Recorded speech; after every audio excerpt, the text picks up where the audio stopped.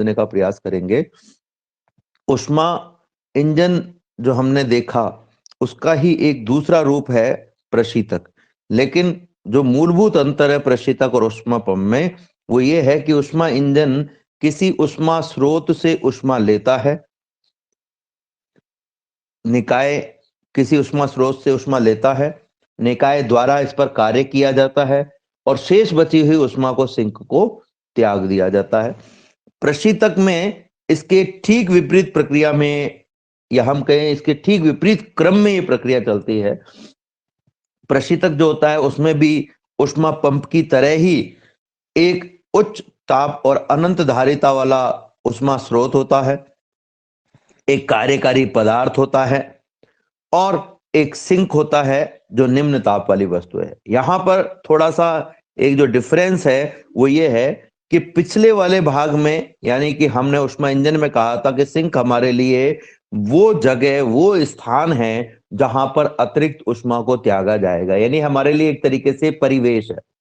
एक तरीके से हमारे लिए क्या है, ये परिवेश है। ये वातावरण, वायु हो सकता है, कोई पदार्थ हो सकता है, कोई इंजन का हिस्सा हो सकता है। लेकिन जो प्रशीतक है उसमें जो सिंक है वो हमारे लिए वो पदार्थ है जिसे हमें ठंडा करना होता है। आप सब जानते हो प्रशीतक यानी रेफ्रिजरेटर का जो उपयोग है वो किसी भी चीज को ठंडा करने में किया जाता है। ठीक है, अब ठंडा करने में जब इसका उपयोग किया जाता है तो ये कैसे वस्तु को ठंडा करता है उस पर भी हम चर्चा करेंगे। लेकिन यहां पर जो खास बात थी वो क्या थी, ये सिंक वो भाग नहीं है जिसमें बची हुई शेष ऊष्मा त्यागी जाएगी। सिंक वो भाग है अब हमारे लिए जिस भाग को हमें ठंडा करना होता है। तो ये ऊष्मा पंप जो है ये काम कैसे करता है, इसमें कार्यकारी पदार्थ जो है वो कौन काम में लिया जाता है। तो कार्यकारी पदार्थ जो होता है प्रशीतक में वो या तो द्रव अमोनिया काम में लिया जाता है या इसकी जगह फ्रीऑन गैस काम में ली जाती है। कार्यकारी पदार्थ क्या करता है, सिंक से, जो कि वो पदार्थ है जिसे हमें ठंडा करना है। मान लीजिए कि आपने पानी को बर्फ बनाने के लिए रेफ्रिजरेटर में रख दिया है, या फिर मान लीजिए कि आपने कोई फ्रूट है आपके पास में, कोई सैलेड है, उसको ठंडा करने के लिए आपने रख दिया है, कोई सब्जी को ठंडा करने के लिए, या कोई भी चीज है उसे उसके ताप को कम करने के लिए आपने रख दिया है। अब हम रेफ्रिजरेटर में कोई भी चीज को दो चीज के लिए, या हम कहें कि दो उपयोग के लिए रेफ्रिजरेटर काम में आता है। पहला, कि किसी भी वस्तु जो हम उपयोग में ले रहे हैं वो जल्दी खराब नहीं हो। कोई भी वस्तु जो है वो जल्दी खराब नहीं हो, जल्दी उसके स्वाद में कोई ऐसी समस्या नहीं आए, उसमें बैक्टीरिया उत्पन्न नहीं हो, उसके लिए हम उसे फ्रिज में रखते हैं। दूसरा, जो रेफ्रिजरेटर हम उपयोग में लेते हैं उसका रीजन है कि किसी वस्तु का जो ताप है उसे कम करके उसे ठंडा करना होता है, जिससे उसका जो स्वाद है वो बढ़ जाए। जैसे आप जानते हो कि आइसक्रीम जो है उसका ताप अगर बढ़ गया तो पिघल जाएगी, तो उसके लिए आप उपयोग में ले सकते हो। पानी को बर्फ बनाने के लिए आप उपयोग में ले सकते हो। कोल्ड ड्रिंक के तापमान को कम बनाए रखने के लिए जिससे वो स्वादिष्ट लगे, उसके लिए आप रेफ्रिजरेटर काम में ले सकते हो। सब्जियां या कोई भी खाद्य पदार्थ जो है वो जल्दी से खराब नहीं हो, उसके लिए भी आप रेफ्रिजरेटर का उपयोग करते हो। लेकिन इन दोनों ही विधियों में, जिसमें आप स्वाद बढ़ाने के लिए या किसी वस्तु का जल्दी कोई खराबी नहीं आए, उसमें बैक्टीरिया उत्पन्न नहीं हो, वो बासी नहीं हो जाए, उस चीज के लिए भी, ज्यादा लंबे समय तक उसे फ्रेश बनाए रखने के लिए भी हम रेफ्रिजरेटर का उपयोग करते हैं।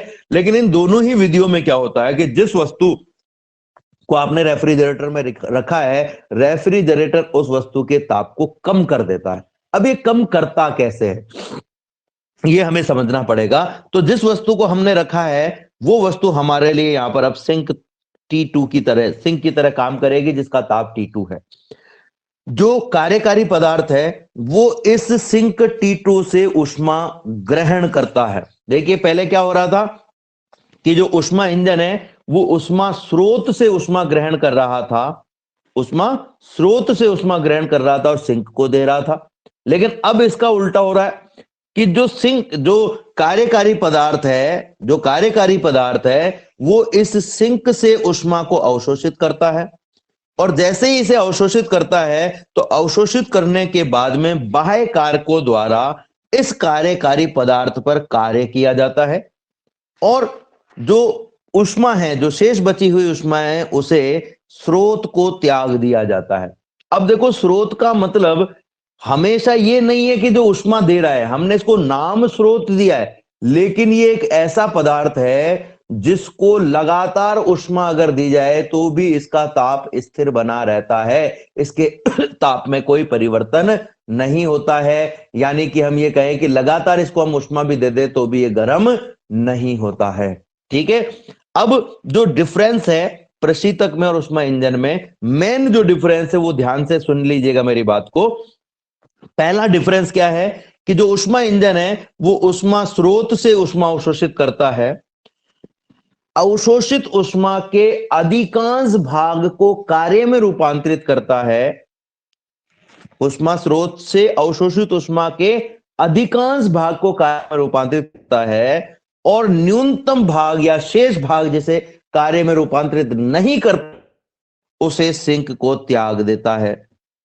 ठीक है, उसे सिंक को त्याग देता है। यानी कि उष्मा इंजन जो दी गई उष्मा है उसे कार्य में रूपांतरित करने के लिए उपयोग में लिया जाता है, और अगर हम उसे कार्य में रूपांतरित कर पाएंगे तो उस कार्य से हम किसी दूसरी चीज पर उसे अप्लाई करके ऊर्जा में वृद्धि कर पाएंगे। यानी एक तरीके से ये ऊष्मीय ऊर्जा को किसी अन्य प्रकार की ऊर्जा में रूपांतरित करने के लिए वाया कार्य, यानी कार्य करके दूसरे प्रकार की ऊर्जा में रूपांतरित करने के लिए उपयोग में लिया जाता है। जैसे हम कहें मोटर व्हीकल में ऊष्मीय ऊर्जा को लेकर के और कार्यकारी पदार्थ द्वारा कार्य किया जाता है, उस कार्य से जो इंजन है वो वर्क करने लगता है, और इंजन जब वर्क करने लगता है तो इस वर्किंग में जो भी ऊर्जा खर्च होती है वो उस इंजन की यांत्रिक ऊर्जा में रूपांतरित हो जाती है और जो गाड़ी है वो गति करने लगती है। हालांकि ये जरूरी नहीं है कि गाड़ी गति करे, यानी ये किया गया कार्य यांत्रिक ऊर्जा में ही रूपांतरित हो। इसका एक उदाहरण ये है कि मान लीजिए आपने गाड़ी को स्टैंड बाई किया हुआ है, यानी खड़े किया हुआ है, और अब इस स्थिति में आप गाड़ी को स्टार्ट करते हो तो उष्मा इंजन जो है वो उष्मा लेता है, कार्यकारी पदार्थ द्वारा कार्य किया जाता है, और शेष उष्मा जो है वो सिंक को त्याग दी जाती है। लेकिन इस इंजन के स्टैंड बाई रहने की वजह से ये जो गाड़ी है वो यांत्रिक गति नहीं कर पाती, लेकिन इसका इंटरनल इंजन जो है, इसका जो इंटरनल इंजन है यानी पिस्टन है या दूसरे भाग है, वो लगातार यांत्रिक गति करते हैं। तो यही जो यांत्रिक ऊर्जा में परिवर्तन हुआ है कार्य का, ये हो सकता है आपको दिखाई दे, हो सकता है आपको दिखाई नहीं दे। ठीक है, तो जो पहला है वो तो क्या अंतर है कि इसने उष्मा स्रोत से उष्मा ली और सिंक को दी। ठीक है, दूसरा इसने क्या किया कि ली गई उष्मा, ये मैं उष्मा इंजन की बात कर रहा हूं, ली गई उष्मा की अधिकांश मात्रा को कार्य में रूपांतरित कर दिया। जबकि प्रशीतक क्या होता है, प्रशीतक इसका जस्ट उल्टा होता है। प्रशीतक क्या करता है, जो सिंक है यानी जिस वस्तु को ठंडा किया जाना है उस वस्तु से उष्मा लेता है। सिंक में कार्यकारी पदार्थ जो है उस वस्तु से उष्मा को अवशोषित कर लेता है। अब अगर मैं जिस वस्तु को ठंडा किया जाना है उस वस्तु से उष्मा को अवशोषित कर लूं तो उस वस्तु के ताप में कमी आ जाएगी, और ताप में कमी आ जाएगी तो वस्तु ठंडी हो जाएगी, जो हमारा मूल उद्देश्य है। लेकिन इसमें एक खास बात और है, और खास बात क्या है, वो खास बात यह है कि ये जो उष्मा है, ये जो उष्मा है जो इसने कार्यकारी पदार्थ ने ग्रहण की है, इस उष्मा को ग्रहण करने के बाद में बाह्य कारकों द्वारा इस कार्यकारी पदार्थ पर एक कार्य किया जाता है।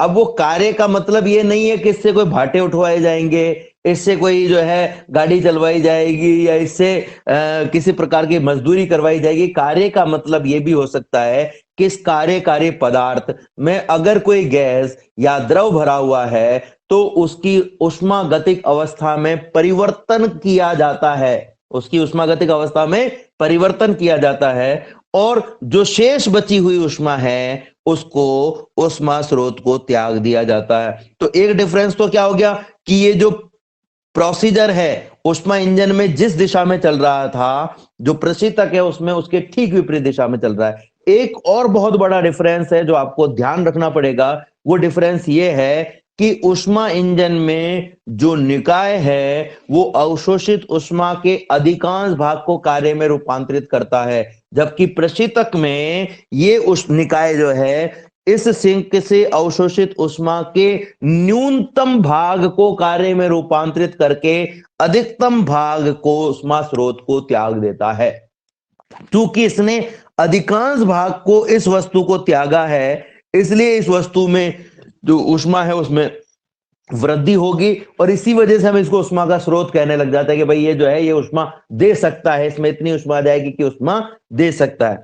अब अगर मैं इसको रेफ्रिजरेटर के संदर्भ में समझना चाहूं तो रेफ्रिजरेटर में क्या होता है बच्चों कि उच्च दाब पर, ध्यान से सुनिएगा मेरी बात को, उच्च दाब पर फ्रीऑन गैस को संपीड़ित किया जाता है।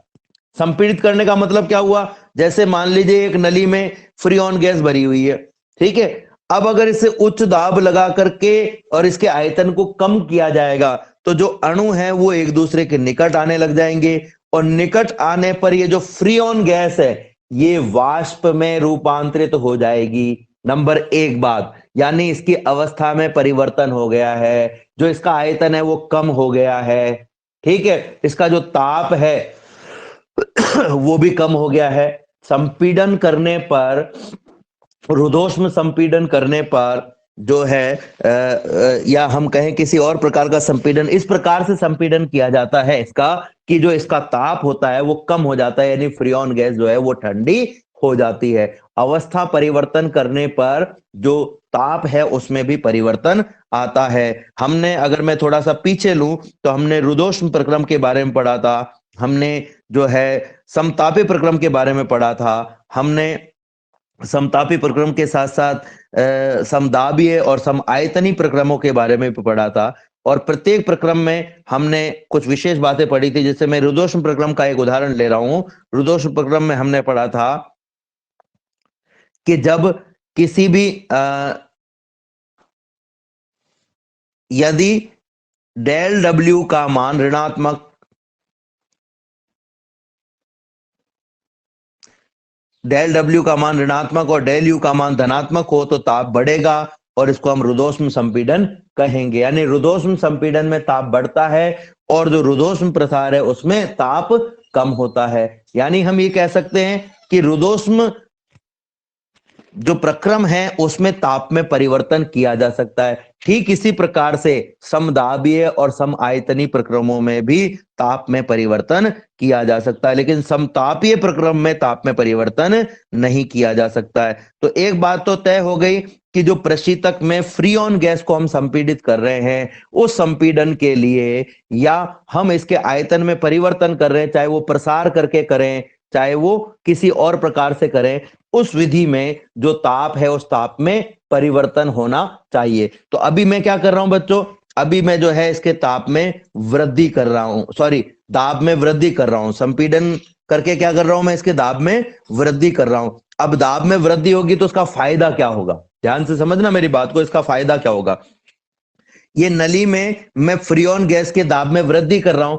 अब जैसे ही इस गैस को रेफ्रिजरेटर में छोड़ा जाएगा, फ्रीऑन को रेफ्रिजरेटर में छोड़ा जाएगा, तो यहां पर किसी भी प्रकार का कोई पिस्टन नहीं लगा हुआ है। यहां पर जो दाब में वृद्धि हो रही थी, जो दाब में वृद्धि हो रही थी, वो वृद्धि जो है वो अब कम हो गई है। एक उदाहरण मैं यहां पर लेता हूं।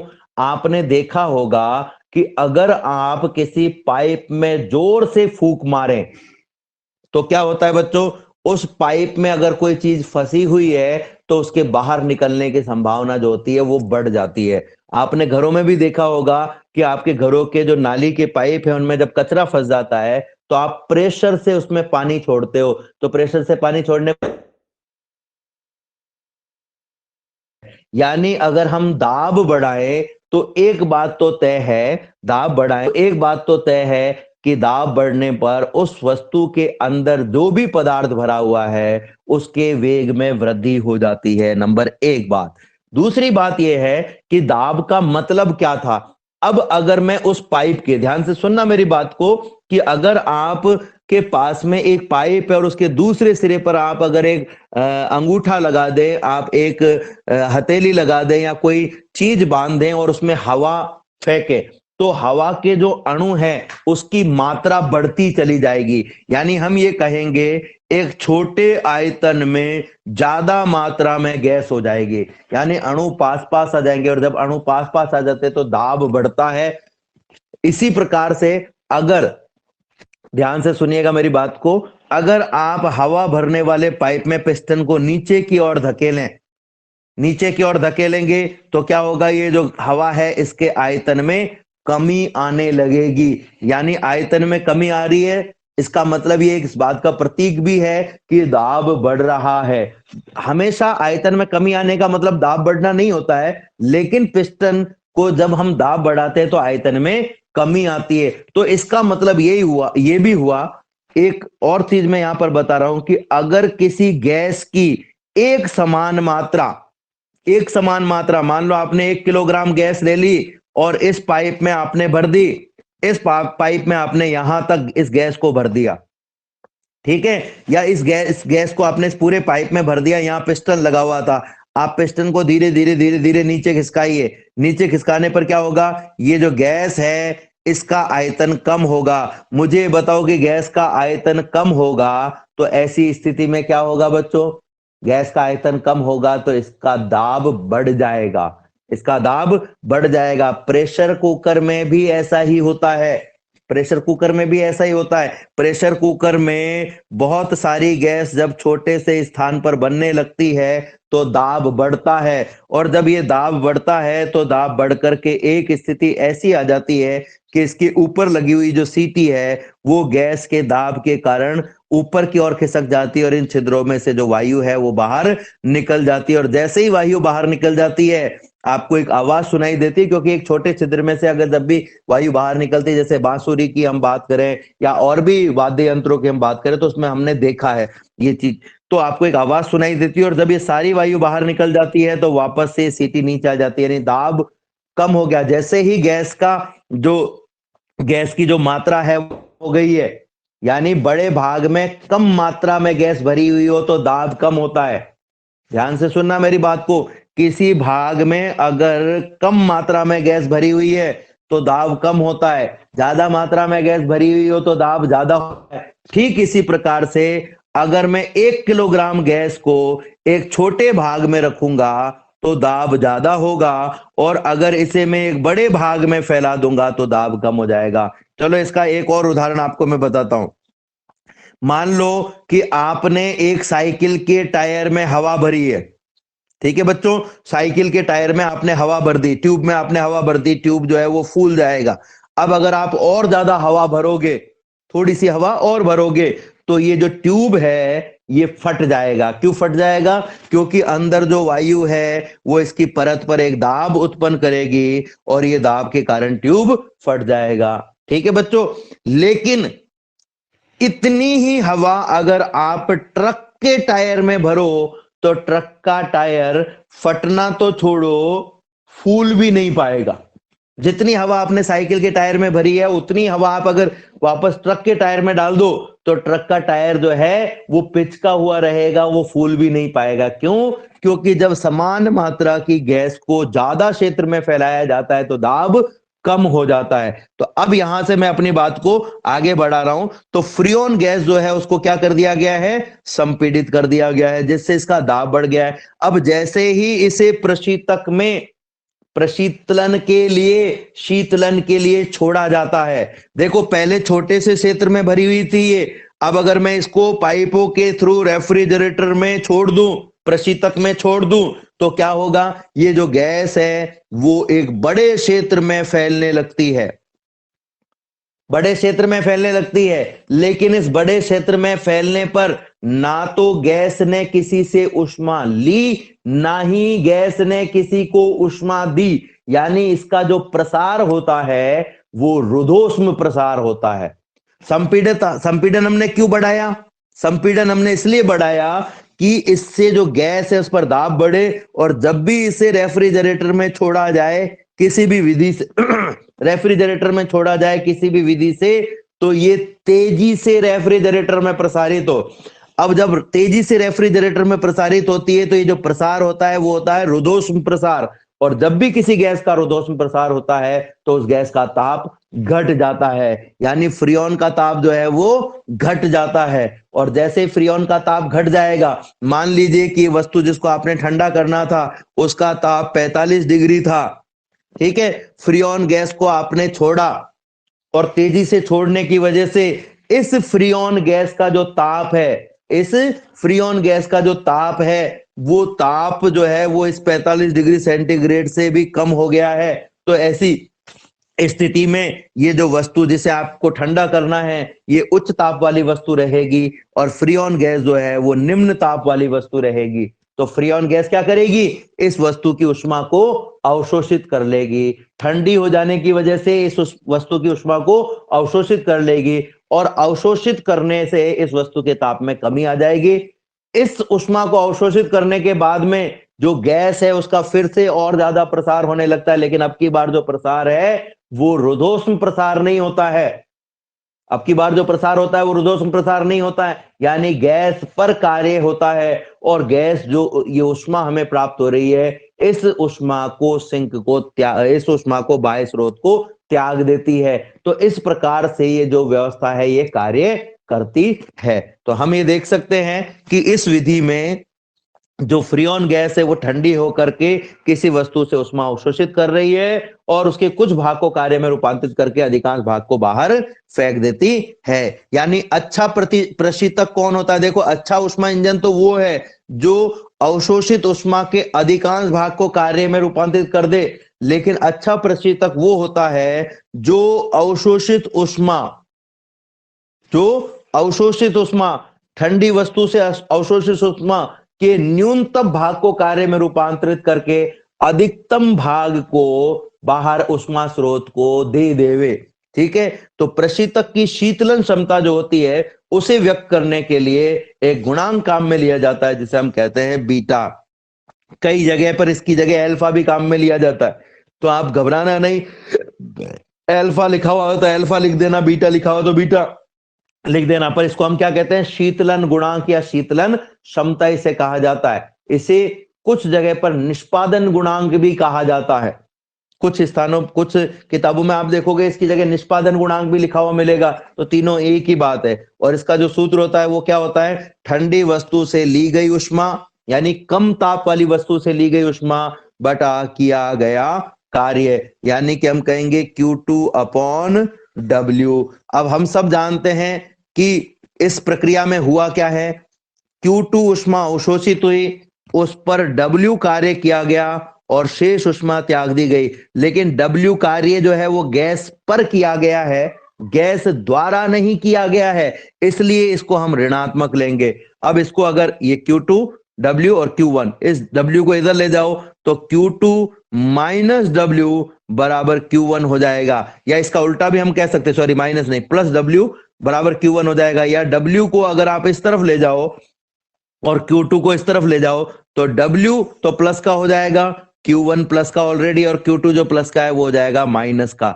तो W बराबर हो जाएगा Q1 अपॉन Q2। ये जो मान है वो शीतलन समता के सूत्र में हम रख देते हैं। हमारे पास में क्या था, बीटा बराबर Q2 अपॉन W। Q2 का जो मान है वो तो Q2 है ही, लेकिन W का मान है Q1 माइनस Q2। अब मैं ऊपर और नीचे दोनों जगह Q1 से भाग दे रहा हूं, ऊपर भी Q1 से भाग दे रहा हूं और नीचे भी मैं Q1 से भाग दे रहा हूं। तो आपके पास में क्या आ जाएगा, ऊपर आ जाएगा Q2 अपॉन Q1 और नीचे आ जाएगा Q1 minus Q2 upon Q1। अगर आप इस नीचे वाली राशि पर ध्यान दोगे तो ये जो नीचे वाली राशि है ये हम सब जानते हैं ईटा, यानी कि ऊष्मा इंजन की दक्षता के बराबर होती है। तो आपके पास में क्या आ जाएगा, beta is equal to Q2 upon Q1 upon eta. ठीक है, ये ईटा हमारे पास में आ गया है। तो बीटा का जो सूत्र है वो हम यहां पर निकालने का प्रयास करेंगे। अभी हमारे पास में एक और चीज है, हम सब जानते हैं कि ईटा का जो सूत्र होता है वो दो सूत्र होते हैं ईटा के। ईटा इज इक्वल टू एक तो होता है Q1 minus Q2 upon Q1 और दूसरा सूत्र इसी से आता है। इसको अगर आप सेपरेट करोगे तो Q1 upon Q1 minus Q2 upon Q1 अपने पास में आ जाएगा, तो Q1 से Q1 कट जाएगा, यानी आपके पास में ईटा का सूत्र क्या हो जाएगा बच्चों? आपके पास में ईटा का जो सूत्र है वो हो जाएगा 1 माइनस Q2 अपॉन Q1। ये जो Q2 अपॉन Q1 है इसे लेफ्ट में ले जाओ और ईटा को राइट में ले आओ, तो Q2 अपॉन Q1 बराबर हो जाएगा 1 माइनस ईटा। ये जो मान है ये यहां पर रख दीजिए, तो आपके पास में बीटा का जो मान है वो आ जाएगा, बीटा का जो मान है वो हमारे पास में क्या आ जाएगा बच्चों?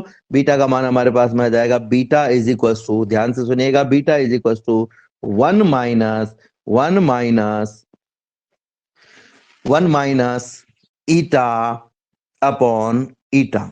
अब देखो, जो अधिकतम दक्षता वाला इंजन है, आदर्श इंजन है, उसके लिए ईटा का मान 1 होता है। तो अगर मैं यहां पर रख देता तो 1 माइनस 1 अपॉन 1 आ जाता। 1 माइनस 1 बराबर होता है 0, 0 अपॉन 1 बराबर होता है अनंत। यानी कि एक आदर्श प्रशीतक के लिए शीतलन गुणांक का मान अनंत होता है। और न्यूनतम कितना होगा? तो न्यूनतम के लिए ईटा का मान 0 रख दीजिए, तो 1 माइनस 0 आ जाएगा और नीचे भी 0 आ जाएगा।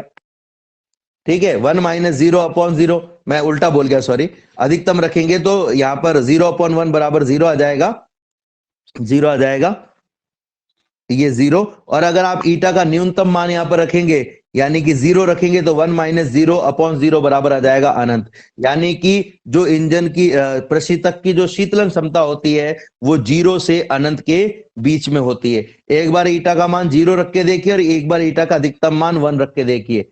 ठीक है, तो अब ऊष्मा इंजन और प्रशीतक में अंतर क्या है? देखो, प्रशीतक में क्या हुआ कि जिस वस्तु को ठंडा करना था, ध्यान से समझना मेरी बात को, जिस वस्तु को ठंडा करना था उस वस्तु से ऊष्मा ली, निकाय पर कार्य किया और किसी बाहरी भाग को त्याग दिया गया। ठीक है, लेकिन जो ऊष्मा पंप है उसमें क्या होता है? ऊष्मा पंप में ज्यादा कुछ नहीं है, इस प्रक्रम को ही अपनाया जाता है। बस हमें क्या करना होगा, जैसे मान लो कि मैं बाहरी भाग से ऊष्मा लूं, बाहरी भाग से ऊष्मा लूं, यानी परिवेश से ऊष्मा लूं, निकाय उस पर कार्य करे, निकाय पर कार्य किया जाए और निकाय के पर कार्य करने के बाद में जो ऊष्मा त्यागी जा रही है इसे किसी अंदरूनी भाग को त्याग दिया जाए। यानी ये सोचो कि रेफ्रिजरेटर का जो प्रक्रम है उसको उल्टा कर दो, उल्टा कर दो, मतलब फ्रीऑन गैस का जो विस्तार है वो अंदर नहीं करके बाहर कर दो, रेफ्रिजरेटर के बाहर कर दो, तो वो क्या करेगा? रेफ्रिजरेटर के बाहर के भाग से ऊष्मा अवशोषित करेगा और रेफ्रिजरेटर के अंदर वाले भाग में त्याग देगा। लेकिन इसका मतलब ये नहीं है कि मुझे अगर रेफ्रिजरेटर को ऊष्मा पंप की तरह काम में लेना है तो मैं उसे उल्टा लगा करके काम में ले सकता हूं, या उसमें भी मुझे फ्रीऑन गैस ही काम में लेनी पड़ेगी। ये केवल सैद्धांतिक बात हो रही है। अब रेफ्रिजरेटर और ऊष्मा पंप में अंतर क्या हो गया कि एक अंतर तो ये हो गया कि जो रेफ्रिजरेटर होता है यानी प्रशीतक होता है, उसमें अंदर वाला भाग जो होता है रेफ्रिजरेटर के, वो कहलाता है, जिस वस्तु को ठंडा करना होता है, जिसके ताप को कम करना होता है, वो सिंक कहलाता है। इससे ऊष्मा अवशोषित करके बाहर त्यागी जाती है, जबकि ऊष्मा पंप में क्या होता है? बाहर से ऊष्मा को अवशोषित करके अंदर त्यागा जाता है। यानी दोनों में ऊष्मा का आदान प्रदान हो रहा है। और दोनों में खास बात क्या है? इसमें भी जो निकाय है वो अवशोषित ऊष्मा के कम भाग को काम में लेता है और अधिकांश भाग को त्याग देता है, और ऊष्मा पंप में भी ये कम भाग को काम में लेता है और अधिकांश भाग को त्याग देता है। बस फर्क इतना सा है कि रेफ्रिजरेटर में ऊष्मा बाहर की ओर त्यागी जाती है, ऊष्मा पंप में अंदर की ओर त्यागी जाती है। दूसरा जो अंतर है वो है कि निकाय जो काम में लिया गया है, उस निकाय में जो पदार्थ काम में लिया गया है उसको हम कहते हैं कार्यकारी पदार्थ। वो कार्यकारी पदार्थ दोनों में सेम हो ये जरूरी नहीं है। एक को आप एसी के रूप में भी मान सकते हो और दूसरे को आप हीटर के रूप में भी मान सकते हो। ठीक है बच्चों, आगे बढ़े इससे हम।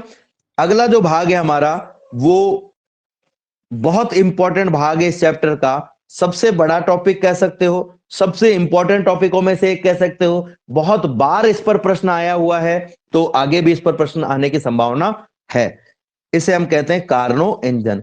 सन 1824 में सादी कार्नो नाम के जो वैज्ञानिक थे, उन्होंने एक ऊष्मा इंजन की कल्पना की कि अगर हम ऐसा ऊष्मा इंजन बनाएं तो ये एक अधिकतम दक्षता का इंजन बनाया जा सकता है। उन्होंने कल्पना की कि हम कैसे बना सकते हैं, और कल्पना में उन्होंने ये माना कि ये इंजन जब बनेगा, बाद में इस पर प्रयास भी किए गए हैं और बनाया भी गया है। साधी कारणों ने भी ये इंजन बनाने का प्रयास किया था, लेकिन बहुत अधिक दक्षता का इंजन वो नहीं बना पाए। परंतु उनका जो सिद्धांत था वो आज तक काम में लिया जा रहा है, और उस सिद्धांत से अधिकांश जो ऊष्मा इंजन है उनकी दक्षता में वृद्धि की जा रही है, उनके जो बेसिक्स है उनको काम में लेकर। तो कार्नो इंजन क्या है? कार्नो इंजन के मुख्यतः 4 भाग होते हैं। पहला भाग जो होता है वो होता है स्रोत। ये स्रोत है, ये कोई भी उच्च ताप वाली या अनंत उष्माधारिता वाला भाग हो सकता है।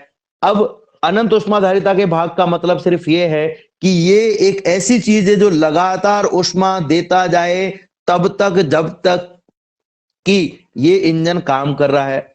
अगर इसने उष्मा देना बंद कर दिया तो इंजन काम करना बंद कर देगा। दूसरी और बहुत खास बात यह है कि उष्मा देने पर भी इसके ताप में कोई परिवर्तन नहीं होना चाहिए। ये एक ऐसी चीज होनी चाहिए जिसके ताप में कोई परिवर्तन नहीं हो। अब दुनिया में हमारे पास में ऐसी चीजें है ही नहीं कृत्रिम रूप से जिनसे लगातार उष्मा प्राप्त करके उसके ताप को स्थिर बनाए रखा जा सके। कभी ना कभी तो इस उष्मा स्रोत के अंदर जो उष्मा देने वाली चीज है जिसकी वजह से उष्मा उत्पन्न हो रही है वो खत्म होगी ही होगी। लेकिन अगर हम उसके खत्म होने से पहले ही उसकी सप्लाई कर दे, जैसे एक चूल्हा आपने जलाया और चूल्हे में लकड़ियों के बुझने से पहले आप नई लकड़ी डाल दोगे तो क्या होगा? वो चूल्हा ठंडा नहीं होगा, वो चूल्हा जलता रहेगा लगातार। तो आप ये देखोगे कि जैसे मैं गाड़ी की बात करूं, गाड़ी में पेट्रोल खत्म होने से पहले अगर आप पेट्रोल डलवा दोगे तो जब भी आप इसे काम में लोगे वो लगातार जो है वो कार्य कर सकती है, लगातार कार्य कर सकती है। ठीक है। दूसरा जो इसका भाग है वो है सिलेंडर और पिस्टन। सिलेंडर और पिस्टन जो है ये एक बेलनाकार भाग होता है जो एक बेलन की तरह होता है। इसके अंदर कार्यकारी पदार्थ भरा हुआ होता है और एक पिस्टन लगा हुआ होता है। एक कुचालक पदार्थ से बना हुआ होता है ये सिलेंडर। कुचालक पदार्थ से इसलिए कि इसका जो साइड वाला भाग है वो उष्मा को नहीं त्याग सके, लेकिन जो इसका निचला भाग होता है यानी एक भाग जो होता है वो इसका चालक पदार्थ से बना हुआ होता है। सारा का सारा भाग जो है वो कुचालक पदार्थ से नहीं बना हुआ होता है। एक भाग, कम से कम एक भाग, ऐसा नहीं है कि सारे ये दोनों हमेशा कुचालक ही होने चाहिए, ये दोनों भाग भी चालक भी हो सकते हैं। ये परिस्थितियों पर और उस इंजन के डिजाइन पर डिपेंड करता है कि हमें कितनी तेजी से उष्मा को ट्रांसफर करना है। एक सिलेंडर, इसमें एक पिस्टन लगा हुआ है और इसके अंदर कार्यकारी पदार्थ भरा हुआ है। कार्यकारी पदार्थ के रूप में साधारणतः गैस का उपयोग किया जाता है या फिर ऐसे द्रव का उपयोग किया जाता है जिसे आसानी से गैस में और गैस से द्रव में रूपांतरित किया जा सके। इसका जो तीसरा भाग है वो है सिंक। ये भी एक अनंत उष्माधारिता वाला भाग होता है, यानी हमें ऐसी चीज काम में लेनी पड़ेगी जिसको लगातार उष्मा देने पर भी ये इसके ताप में बहुत ज्यादा वृद्धि नहीं हो। तो सामान्य अगर मैं जैसे व्हीकल की बात करूं, गाड़ी की बात करूं, तो वहां पर सिंक जो है वो वायु है।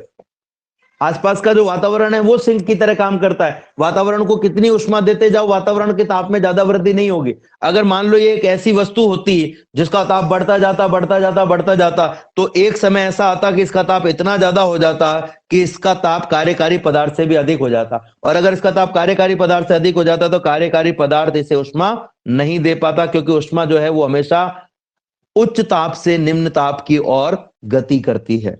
ठीक है। और तीसरा और चौथा जो इसका भाग है वो है कुचालक स्टैंड। ठीक है। अब इसको काम में कैसे लिया जाता है, मैं उसका एक छोटा सा प्रक्रम बता देता हूं आपको, बहुत आसानी से इसको समझना।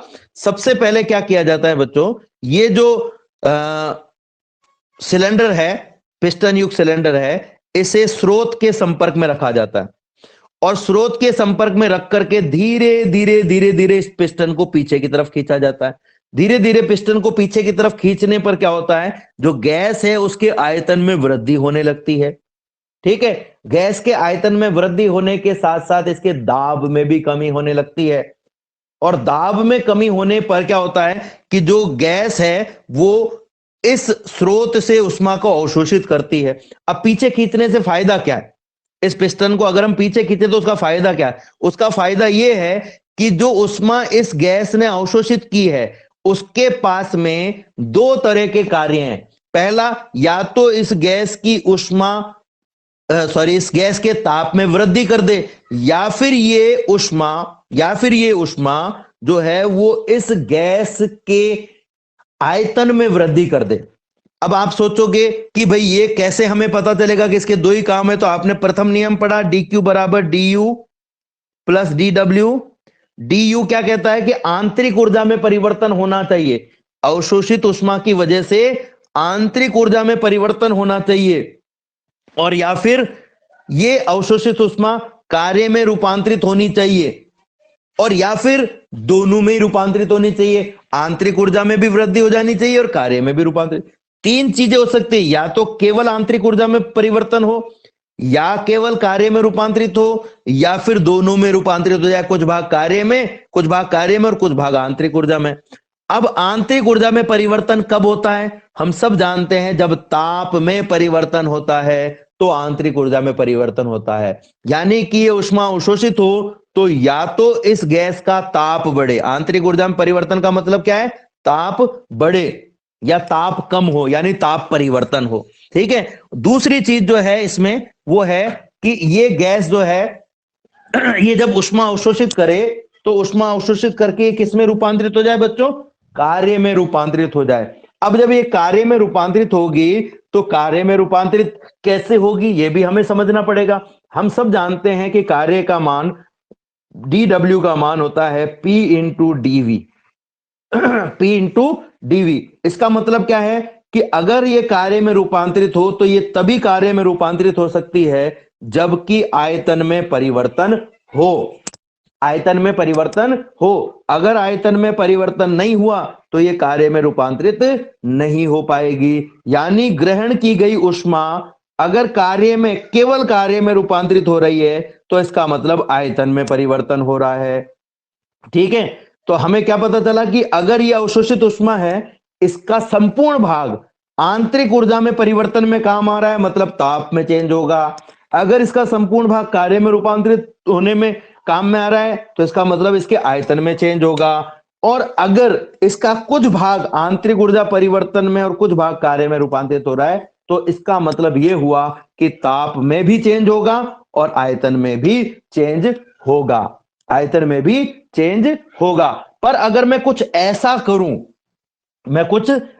करूं कि जिस वजह से सारी की सारी ऊष्मा केवल आयतन परिवर्तन में ही काम में आए, यानी कि कार्य करने के रूप में ही काम में आए और आंतरिक ऊर्जा में कोई परिवर्तन नहीं हो, तो ऐसी स्थिति में जो ताप है उसमें कोई परिवर्तन नहीं होता है। तो अब जो बात है उसको ध्यान से समझिएगा, कार्यविधि को फिर हम आगे चलेंगे। तो सबसे पहले क्या होता है बच्चों, ये जो पिस्टन है इस पिस्टन को ऊष्मा स्रोत के संपर्क में रख दिया। ऊष्मा स्रोत से जब ये ऊष्मा को अवशोषित कर रहा होता है तो धीरे धीरे इस पिस्टन को पीछे खींचा जाता है, जिससे इस गैस के आयतन में वृद्धि होती है लेकिन ताप में परिवर्तन नहीं होता है। यानी सारी की सारी ऊष्मा आयतन परिवर्तन में काम आ गई। क्योंकि ताप में कोई परिवर्तन नहीं होता है, इसलिए इस प्रक्रम को हम कहते हैं समतापीय प्रक्रम। तो पहला स्टेप क्या हुआ? समतापीय प्रक्रम। अब इस गैस, ये जो पिस्टन युक्त सिलेंडर है, इसे उठा करके कुचालक स्टैंड पे रख दिया जाता है। अभी तो सोचो कि ये सारा काम आप खुद कर रहे हो, लेकिन जब इसे हम किसी इंजन में लगाएंगे तो ये सारा काम कौन करेगा? इंजन में ऑटोमेटिक प्रोसेस से जो हमने यंत्र जोड़े हुए हैं उनकी वजह से होगा। तो ये कहां चला जाता है? कुचालक स्टैंड पे चला गया। ठीक है। अब कुचालक स्टैंड पे जब इसको हमने रखा, ध्यान से समझना मेरी बात को, कुचालक स्टैंड पे हमने इसको रख दिया है। अब अगर मैं इसको धीरे धीरे पीछे खींचूं तो क्या ये बेलन किसी से भी ऊष्मा ग्रहण कर रहा है? किसी से भी ऊष्मा ग्रहण कर रहा है क्या? हम कहेंगे नहीं। किसी को भी ऊष्मा दे रहा है क्या? नहीं। क्यों? क्योंकि ये तो कुचालक के संपर्क में है। ये तो किसके संपर्क में बच्चों? कुचालक के संपर्क में। यानी इस स्थिति में जब ये पिस्टन पीछे खींचा जाएगा तो पहली बात तो गैस का प्रसार होगा, गैस का प्रसार होगा, लेकिन बिना ऊष्मा लिए और बिना ऊष्मा दिए अगर गैस का प्रसार हो रहा है तो इसका मतलब ये प्रसार कौन सा है? रुद्धोष्म प्रसार है। ये कौन सा प्रसार है? रुद्धोष्म प्रसार है। और रुद्धोष्म प्रसार जब भी होता है तो ताप में चेंजेस होते हैं। तो ताप में क्या होता है? चेंजेस होते हैं, यानी इसका ताप भी बदलेगा। तो पहली प्रक्रिया समतापीय हुई, दूसरी रुद्धोष्म प्रसार। अब क्या किया जाता है? इस सिलेंडर को इस कुचालक स्टैंड से हटा करके और सिंक के संपर्क में रख दिया जाता है। इसको कहां रख दिया हमने? सिंक के संपर्क में रख दिया। अब जब भी इसको सिंक के संपर्क में हमने रखा, इसको हमने किस में संपर्क में रखा? सिंक के संपर्क में रखा। तो सिंक के संपर्क में रखने पर ये जो पिस्टन है इसको धीरे धीरे अंदर की ओर धकेला जाता है, और धीरे धीरे अंदर की ओर धकेला जाएगा तो दो प्रकार की क्रियाएं हो सकती है। एक कि इसका आयतन कम होगा, ठीक है, इसके आयतन में क्या आएगी? कमी आएगी, और ये जो है ये ऊष्मा का त्याग करेगा, क्योंकि अणु जो है वो धीरे धीरे पास में आने लगेंगे और अपनी ऊष्मा जो है वो निकटवर्ती अणु को देंगे। निकटवर्ती अणु उसके निकटवर्ती अणु को, जैसे इस अणु ने इस अणु को दी, इस अणु ने इस अणु को दी, इस अणु ने इस अणु को दी, इस अणु ने सरफेस को दी और सरफेस ने सिंक को त्याग दी। यानी इस प्रक्रिया में जब हम धीरे धीरे से पिस्टन को नीचे ला रहे हैं तो पहली बात तो गैस का संपीड़न हो रहा है, और दूसरी बात जो हो रही है, बहुत इंपॉर्टेंट बात, वो ये हो रही है कि उष्मा त्याग रहा है सिंक को। यानी जब यहां पर ऐसा प्रोसेस हो रहा है जिसमें उष्मा का आदान प्रदान हो रहा है। अब अपन देखते हैं कि ये कौन सा प्रकार हो सकता है। क्या इसमें दाब सेम है? हम कहेंगे नहीं, क्योंकि पिस्टन को नीचे ले जा रहे हैं, यानी दाब हम बढ़ा रहे हैं, तो दाब तो सेम नहीं है। क्या आयतन सेम है? हम कहेंगे आयतन भी सेम नहीं है, आयतन भी धीरे धीरे कम हो रहा है, यानी ये समदाबीय प्रक्रम नहीं है, ये सम आयतनीय प्रक्रम नहीं है। और क्या इसमें ऊष्मा का आदान प्रदान नहीं हो रहा है? हम कहेंगे हो रहा है, इसका मतलब ये रुद्धोष्म प्रक्रम भी नहीं है। पर इस प्रक्रम को इस प्रकार से संपादित किया जाता है कि ये ऊष्मा तो त्यागे, ये ऊष्मा तो त्यागे, पर इस वस्तु के ताप में कोई परिवर्तन नहीं हो। अब आप सोचोगे कि ऊष्मा त्याग दे और ताप में कोई परिवर्तन नहीं हो, ऐसा संभव है क्या? बिल्कुल ऐसा संभव है। जैसे इस सिलेंडर ने ऊष्मा ग्रहण की, लेकिन इसके ताप में कोई परिवर्तन नहीं हुआ, आयतन में परिवर्तन हुआ, यानी ग्रहण की गई ऊष्मा आयतन में वृद्धि करने के काम आई। यहां पर भी उल्टा हो रहा है, गैस पर किया गया कार्य, गैस पर किया गया कार्य जो है वो इस गैस को, इस सिंक को ऊष्मा देने के लिए मजबूर कर देता है। ये ऊष्मा सिंक को दे देता है, लेकिन इसके ताप में कोई परिवर्तन नहीं होता है। यानी ये एक ऐसा प्रक्रम है जिसे हम कहेंगे समतापीय। चूंकि यहां गैस का संपीड़न हो रहा है, यानी ये प्रक्रम कहलाएगा समतापीय संपीड़न। तो तीन प्रक्रम हो गए, पहले समतापीय प्रसार, फिर रुद्धोष्म प्रसार, फिर समतापीय संपीड़न। अब इस पिस्टन को वापस से उठा करके कुचालक स्टैंड पे रख दिया जाता, सॉरी सिलेंडर को वापस से उठा के कुचालक स्टैंड पे रख दिया जाता है, और धीरे धीरे धीरे धीरे इस पिस्टन को तब तक संपीड़ित किया जाता है, गैस को तब तक संपीड़ित किया जाता है जब तक कि ये अपनी पुरानी प्रावस्था में, प्रारंभिक अवस्था में नहीं आ जाए। जो प्रारंभ में अवस्था इसके पास थी उस अवस्था में नहीं आ जाए, तब तक ये इस पिस्टन को जो है संपीड़ित, पिस्टन से गैस को संपीड़ित किया जाता है। चूंकि कुचालक स्टैंड पे रखी हुई है, ना तो ये ऊष्मा लेगी और ना ही ये ऊष्मा देगी, ना तो ये ऊष्मा लेगी ना ही ये ऊष्मा देगी, यानी ये रुद्धोष्म प्रक्रम है, गैस का संपीड़न किया जा रहा है, इसलिए हम कहेंगे ये रुद्धोष्म संपीड़न है। तो इस प्रक्रिया में हुआ क्या एक्चुअल में? इस प्रक्रिया में इस सिलेंडर ने इस ऊष्मा स्रोत से ऊष्मा ली, उसे कार्य में रूपांतरित किया और उसके शेष भाग को सिंक को त्याग दिया और वापस अपनी प्रारंभिक अवस्था में आ गई। तो पहली बात तो ये एक ऊष्मा इंजन की तरह काम करेगा, यानी कार्नो इंजन एक ऊष्मा इंजन ही है। हम कहेंगे ऐसा ऊष्मा इंजन जिसकी दक्षता सामान्य ऊष्मा इंजन की तुलना में ज्यादा होती है, सामान्य ऊष्मा इंजन की तुलना में ज्यादा होती है। दूसरी बात कि ये कार्नो इंजन जो है वो चक्रीय प्रक्रम पर आधारित एक इंजन है। कौन से प्रक्रम पर आधारित एक इंजन है? चक्रीय प्रक्रम पर आधारित एक इंजन है। अब इस पूरी प्रक्रिया में इसने कितनी ऊष्मा ग्रहण की, उसके कितने भाग को कार्य में रूपांतरित किया, कितनी ऊष्मा इसने सिंक को त्यागी, वो हम सब यहां पर ज्ञात करेंगे। लेकिन इन चारों प्रक्रमों में एक खास बात हुई बच्चों। क्या खास बात हुई? पहले प्रक्रम में आयतन बढ़ा, समतापीय प्रसार हुआ। दूसरे में रुद्धोष्म प्रसार हुआ, यानी इसमें भी आयतन बढ़ा, मतलब आयतन में परिवर्तन हुआ। पहले प्रक्रम में भी आयतन में परिवर्तन, दूसरे में भी आयतन में परिवर्तन, तीसरे प्रक्रम में समतापीय संपीड़न हुआ, यानी कि इसमें भी आयतन में परिवर्तन हुआ। और चौथे में रुद्धोष्म संपीड़न हुआ, यानी इसमें भी आयतन में परिवर्तन हुआ, यानी इसमें भी आयतन में परिवर्तन हुआ,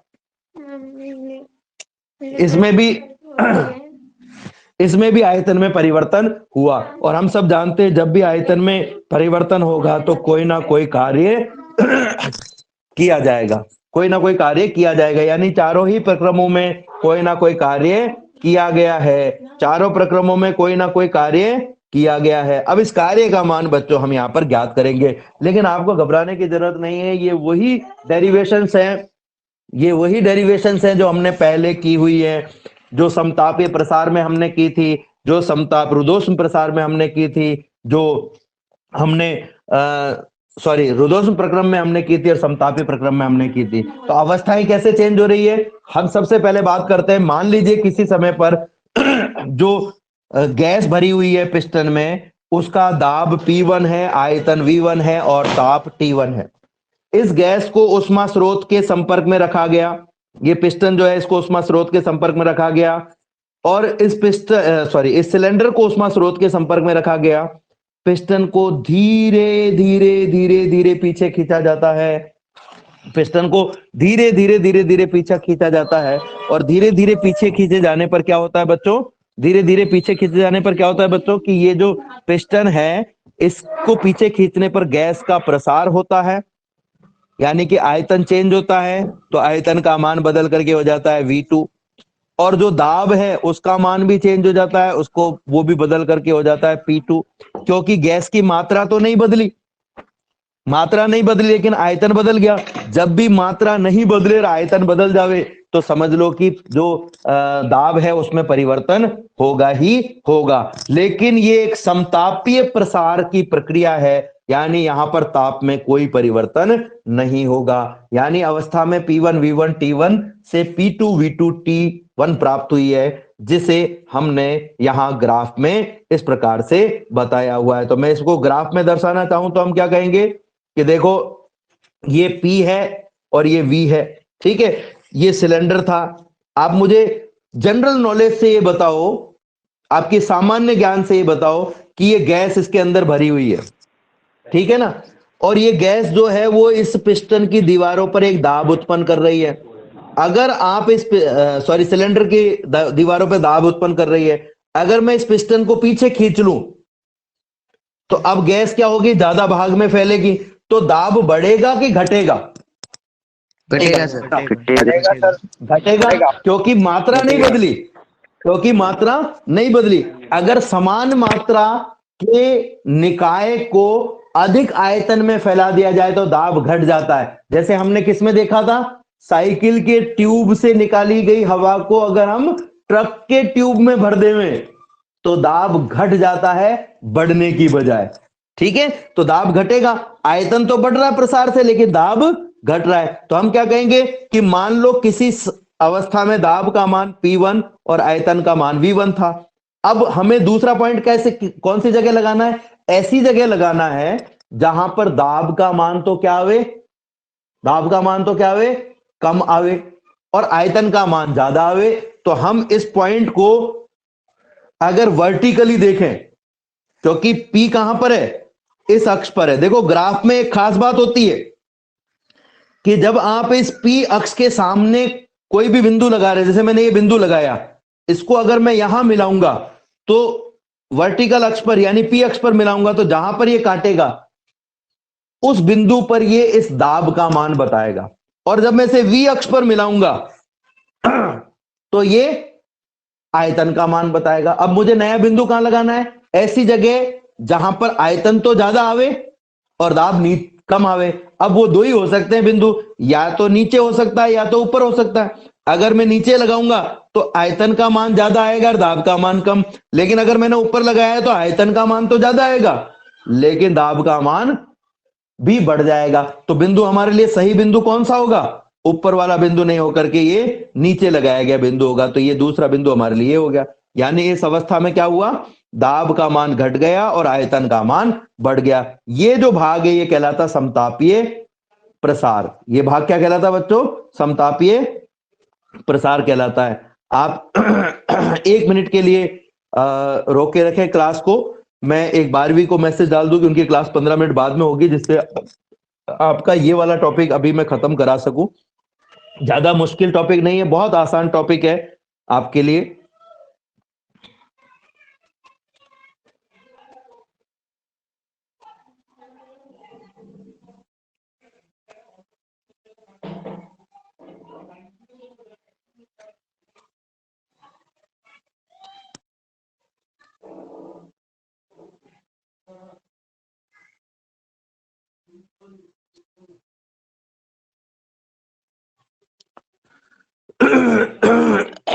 हाँ, तो अब समतापीय प्रसार हो रहा है। अब इस समतापीय प्रसार में किया गया कार्य अपने को निकालना है। तो ध्यान अपने को क्या रखना है कि अवस्था P1 V1 T1 से P2 V2 और T1 तक चेंज हुई है। तो हम क्या कहेंगे भाई? कार्य W1 कह देते हैं इसको। और कार्य का मान कितना होता है? Integration P into D V. Integration P into D V. कहां से कहां तक? V1 से V2 तक। अब आपको यहां पर ये दिमाग लगाने की जरूरत ही नहीं है फिलहाल कि आपको किसको कांस्टेंट लगना है, किसका अवकलन करना है। आपने जो समतापीय प्रक्रम में किए गए कार्य का निकालने का जो तरीका काम में लिया था, सेम वही तरीका यहां काम में ले लो। हमने समतापीय प्रक्रम में किए गए कार्य का मान निकालने के लिए क्या तरीका निकाला था? हमने सबसे पहले इस P का मान रखा था। हम सब जानते हैं PV बराबर होता है म्यू आर टी। तो P बराबर क्या हो जाएगा? Mu R T upon V। ठीक है, ये मान यहां पर रख दीजिए। ये मान हमने यहां पर रख दिया, ये मान मैंने यहां पर रख दिया। देखिए ये आ गया हमारे पास में P की जगह mu R T upon V। ठीक है, कहां से कहां तक? V1 से V2 तक dV। अब इस पूरी प्रक्रिया में T का मान तो कांस्टेंट है, T1 है दोनों जगह, तो T के स्थान पर हमने T1 रख दिया।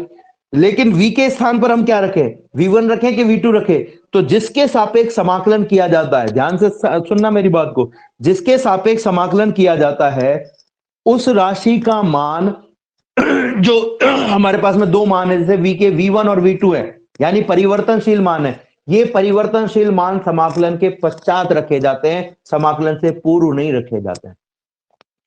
अगर मैं V के सापेक्ष समाकलन कर रहा हूं तो V के दोनों मान यानी V1 और V2 समाकलन के पश्चात रखे जाएंगे। इसके अलावा जितनी भी राशियां हैं उन सबके जो परिवर्तनशील मान है वो समाकलन से पूर्व रखे जा सकते हैं। लेकिन जैसे P है तो P के सापेक्ष तो अपन समाकलन नहीं कर रहे, यानी P के दोनों मान यहां पर रखे जा सकते थे, पर हमारे पास में एक ही जगह है, इसलिए हमने P को चेंज करके V के रूप में लिख दिया। तो हमने देखो T के साथ में तो 1 लगाया, लेकिन V के साथ में ना 1 लगाया ना 2 लगाया। क्यों? क्योंकि ये 1 और 2 हम कब रखेंगे? समाकलन के पश्चात रखेंगे। अब हमें क्या करना है? जो कांस्टेंट है उसको बाहर निकाल लेना है। तो म्यू कांस्टेंट है, आर कांस्टेंट है और T1 भी तो कांस्टेंट है। समतापीय प्रसार है तो ताप कांस्टेंट है। क्या बचेगा आपके पास में अंदर? dV upon V। कहां से कहां तक? V1 से V2 तक। आप सबको याद आ रहा होगा समतापीय प्रक्रम में हमने ऐसा ही किया था, और मैंने इसीलिए आपको कहा था कि समतापीय प्रक्रम और रुद्धोष्म प्रक्रम में किए गए कार्य ये इंपॉर्टेंट है, आगे भी काम आएगा।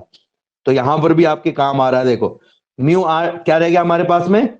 हमारे पास में रह गया ये mu R T1 mu R T1 dV upon V का इंटीग्रेशन करें तो क्या आता है? log V। कहां से कहां तक? V1 से V2 तक। ठीक है, ये क्या हो गया? W1। तो W1 बराबर क्या हो जाएगा? Mu R T 1। अब एक बार उच्च सीमा रखो और एक बार निम्न सीमा। तो किसके स्थान पर रखनी है? V के स्थान पर रखनी है। किसके स्थान पर रखनी है? V के स्थान पर। तो V के स्थान पर एक बार उच्च सीमा V2 रख दिया। फिर सॉरी लॉग भी लगाना था, बाय मिस्टेक रह गया, यहां लिख देता हूं मैं। log V2 minus log V1। समझ में आया ना कैसे रखा हमने ये? अच्छा, ये समाकलन कैसा है ये तो समझ में आया आपको क्या? देखो 1/v का v के सापेक्ष समाकलन log v होता है, कि हम पहले भी कर चुके हैं, मैं दोबारा कर रहा हूं इसी चीज को। आप चाहो तो डायरेक्ट सूत्र भी काम में ले सकते हो, लेकिन डायरेक्ट लेने में आपको माइनस प्लस की परेशानी आ जाएगी, इसलिए मैं पूरा समाकलन ही दोबारा कर रहा हूं। 1/v का v के सापेक्ष समाकलन यानी dv/v का समाकलन जो होता है वो log v होता है, और log v में v का मान एक बार हमने रख दिया v2, फिर माइनस एक बार हमने रख दिया v1। अब एक सूत्र होता है, गणित वाले छात्रों आप सबको ये सूत्र मैंने बार बार पहले भी बताया है, वापस से वही सूत्र हम काम में लेंगे। क्या है? log a minus log b बराबर log a/b, log a/b। तो ये सूत्र मैं अगर यहां पर काम में ले लूं तो मेरे पास में क्या आ जाएगा बच्चों? इस सूत्र से हमारे पास में आ जाएगा W1 बराबर mu R T1 log V2/V1। और ये जो log है इसे 10 बेस में चेंज करोगे तो 2.303 से गुणा कर दो म्यू आर T1, और ये हो जाएगा log 10 बेस V2/V1। ठीक है बच्चों, तो एक हमारे पास में समतापीय प्रसार में किया गया कार्य आ गया, जो इस ग्राफ में भाग ए बी के रूप में आपने दिखाया हुआ है, ए बी के रूप में आपने दिखाया हुआ है। एक बार फिर से समझ लेते हैं इसको फटाफट से। समतापीय प्रक्रम में किया गया कार्य W1 बराबर क्या होगा? P dV, P का मान म्यू आर टी होता है, तो ये हमने रख दिया mu R T upon V, mu R T upon V. यहां पर टी का मान रख दिया हमने T1, म्यू आर T1 को बाहर निकाल लिया, अंदर रह गया 1/v dV। 1/v का जो समाकलन होता है वो होता है log v। log कौन सा? आधार ई वाला log v, और log v में एक बार हमने v2 रखा और एक बार हमने v1 रखा। फिर हमने सूत्र काम में ले लिया log a minus log b बराबर log a/b। आप log e जो होता है ना इसको ln ही लिखा करो, उससे फायदा क्या होता है आपको भी समझने में आसानी रहती है। कि मान लो कभी बेस लिखने से रह जाए, जल्दबाजी में भूल जाते हैं हम, कई बार x2 को x ही लिख के छोड़ देते हैं, तो ऐसे बेस लिखने से रह भी जाए तो भी समझ में आ जाए। log e को ln लिखो और log बेस 10 को log बेस 10 लिखो, तो आपको याद रखने में और समझने में बड़ी आसानी रहेगी। तो इस सूत्र से मैंने क्या किया? log v2 minus log v1 का मान निकाल लिया log v2/v1। तो ये हमारे पास में आ गया log v2/ mu R T1 into log v2/v1, mu R T1 log v2/v1। और जो log बेस e है जो यहां पर नहीं लिखा है बाई मिस्टेक, इस बेस e को हटा करके 10 बेस लगाने के लिए हम क्या करेंगे? 2.303 से गुणा करेंगे। तो यहां पर थोड़ा सा ध्यान रखना, यहां पर बाई मिस्टेक जो है बेस लगाने से रह गया है, इसलिए ऐसा लग रहा है कि दोनों समीकरण एक जैसे ही हैं, और फिर आप सोचोगे कि 2.303 कहां से आ गया। तो 2.303 कहां से आया ये आपके समझ में आ गया होगा। अब दूसरी प्रक्रिया हमने क्या की थी? हमने दूसरी प्रक्रिया में क्या किया कि जो पिस्टन था, पिस्टन युक्त सिलेंडर था, उसको कुचाला के स्टैंड पे रखा और धीरे धीरे इसको पीछे खींचा। धीरे धीरे पीछे खींचा तो क्या हुआ? एक बात तो, पहली बात तो जो इस स्थिति में दाब था वो था P2, आयतन था V2 और ताप था T1। पीछे खींचेंगे तो दाब घटेगा, दाब का मान और घटेगा, दाब का मान और घटेगा, तो ये हो जाएगा P3। क्योंकि पीछे खींच रहे हैं इसलिए आयतन बढ़ेगा V3, और ताप जो है वो भी चेंज होगा और ताप हो जाएगा T2। तो यहां पर जो इस पिस्टन को पीछे खींचने में किया गया कार्य है, या हम कहें ये गैस जो इसको पीछे धक्का दे रही है एक तरीके से ये मान लो, यानी गैस द्वारा किया गया कार्य है। ये कार्य दो काम में आ रहा है, एक तो दाब को घटाने के और एक ताप को चेंज करने के, दोनों दाब और ताप दोनों में चेंज करने में काम में आ रहा है। एक और खास बात कि जो समतापीय प्रसार हुआ बच्चों, उस प्रसार में अगर मैं ऊष्मागतिकी का प्रथम नियम काम में लेता तो ऊष्मागतिकी का प्रथम नियम क्या कहता है? dq बराबर du प्लस dw। चूंकि समतापीय प्रक्रम था, समतापीय प्रक्रम में du का मान 0 होता है, आंतरिक ऊर्जा में कोई परिवर्तन नहीं होता है, यानी जितनी भी ऊष्मा ग्रहण की वो सारी की सारी कार्य में रूपांतरित हो गई।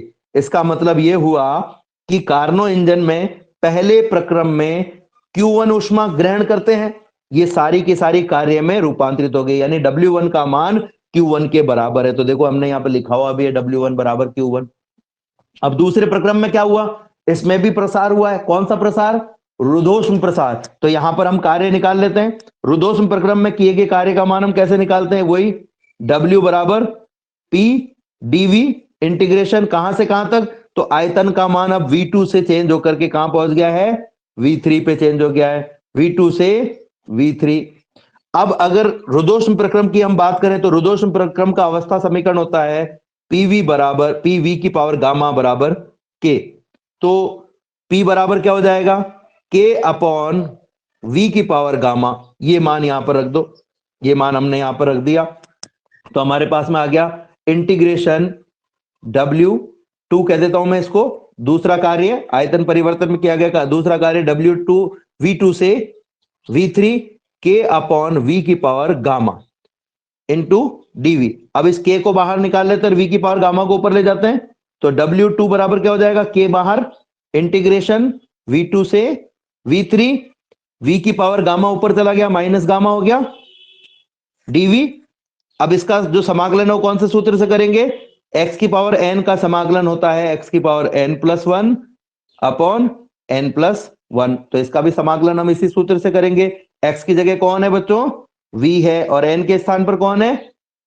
गामा है। तो हमारे पास में क्या आ जाएगा? W2 बराबर K v की power minus gamma +1 upon minus gamma +1। कहां से कहां तक? V2 से V3 तक। अब ध्यान से आप देखोगे इसको तो ये बिल्कुल वही आ रहा है जो हमने पहले समतापीय रुद्धोष्म प्रक्रम में किया था, वही हम वापस से रिवाइज कर रहे हैं। बस फर्क कितना सा है कि जो सीमाएं हैं वो वहां पर हम V1 से V2 लेते थे, हमेशा ही हमने समतापीय में भी V1 से V2 ली और रुद्धोष्म में भी V1 से V2 ली, बस यहां पे लिमिट चेंज हो गई हमारे लिए।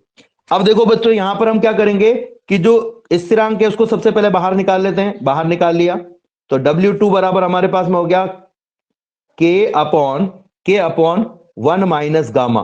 गामा -1 को 1 माइनस गामा लिख सकते हो आप, और ऊपर आपके पास में है V की पावर 1 माइनस गामा।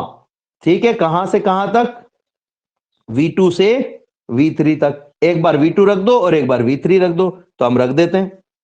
एक बार तो मैंने रख दिया, पहले तो उच्च सीमा रखेंगे V3, तो W2 बराबर क्या हो जाएगा? K तो अपने पास में ऑलरेडी है, V3 की power 1 minus gamma minus V2 की पावर 1 माइनस गामा, नीचे 1 माइनस गामा। अब इस K को अंदर गुणा कर दो, K को अंदर गुणा किया तो W3 बराबर क्या हो गया?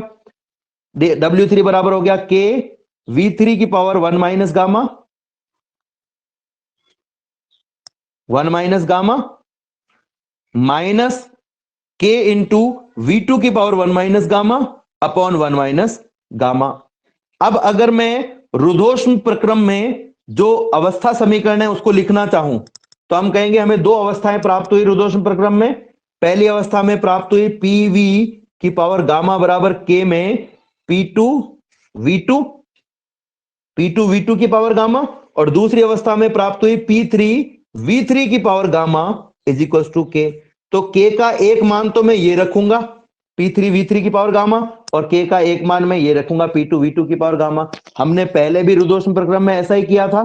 तो फर्स्ट वाला जो K है जो V3 के साथ में आ रहा है उसके लिए तो हम रखेंगे W3 बराबर K का मान P3 V3 की पावर गामा, P3 V3 की पावर गामा इंटू V3 की पावर 1 माइनस गामा, माइनस फिर दूसरा वाला K है इसकी जगह हम रखेंगे P2 V2 की पावर गामा इंटू V2 की power 1 minus gamma upon 1 minus, हाँ W2 सॉरी W2, हाँ W2 कर दिया बेटा मैंने, बाई मिस्टेक W3 लिख दिया था, W2 है ये W2 बराबर।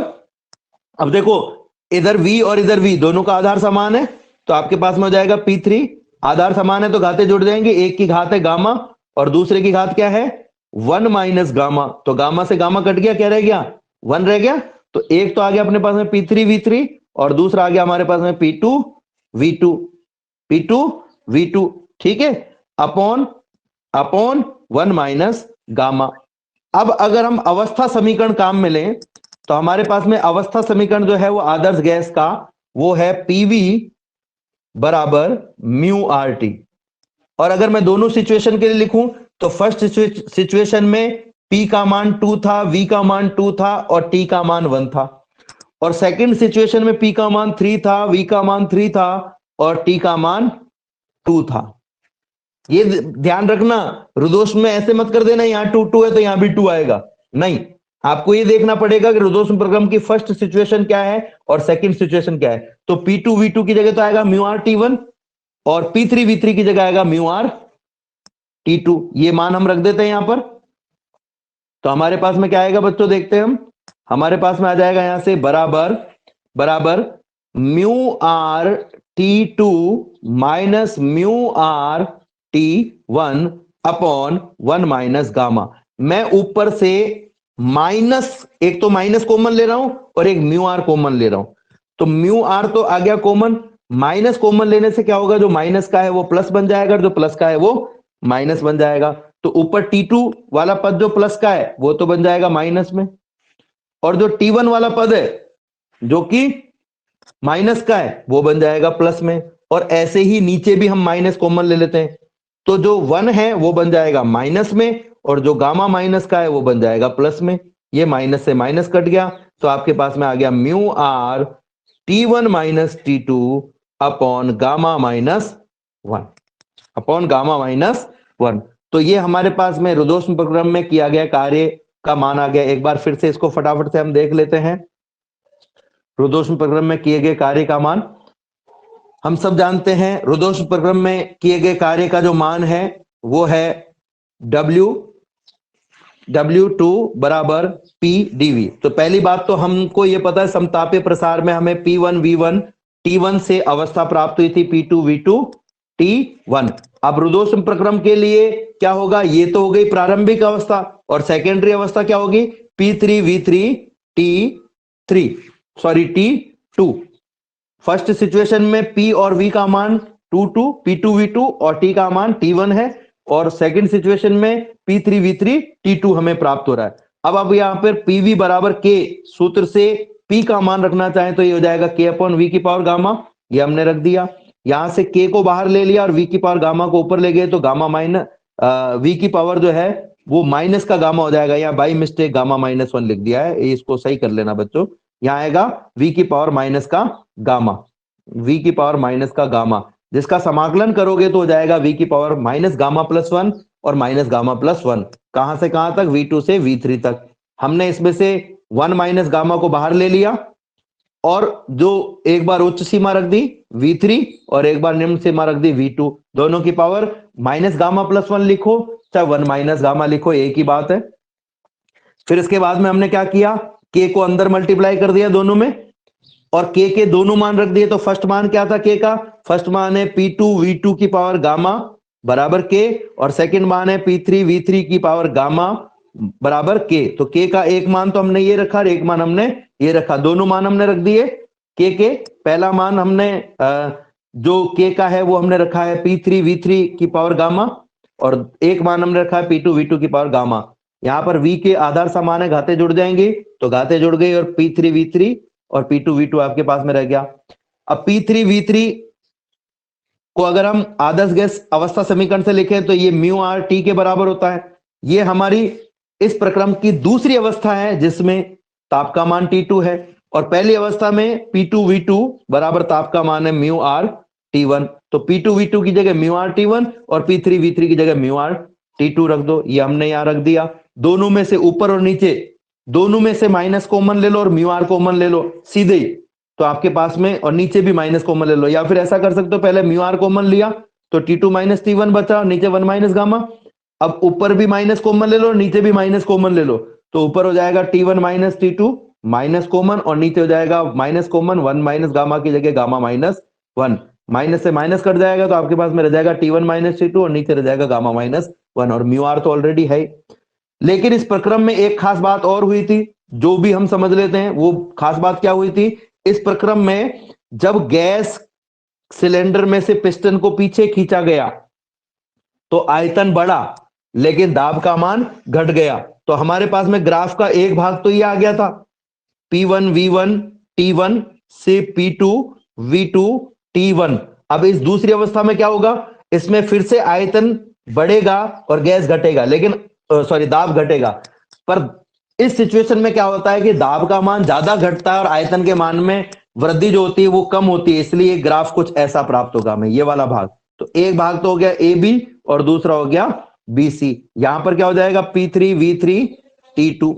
ठीक है, अब तीसरे भाग में क्या किया गया, तीसरे भाग में इस सिलेंडर को कुचालक स्टैंड से उठा करके सिंक के संपर्क में रख दिया जाता है, सिंक के संपर्क में रखते हैं और पिस्टन को धीरे धीरे दबाते हैं। तो पिस्टन को दबाने पर एक काम तो क्या होगा कि जो दाब हमारे पास में P3V3 और ताप T2 था, दाब का मान बढ़ेगा और बढ़ करके क्या हो जाएगा P3, आयतन का मान घट करके सॉरी दाब का मान बढ़ करके हो जाएगा P4, P4 आयतन का मान घटेगा और हो जाएगा V4 और ताप का मान चेंज नहीं होगा, वो T2 ही रहेगा।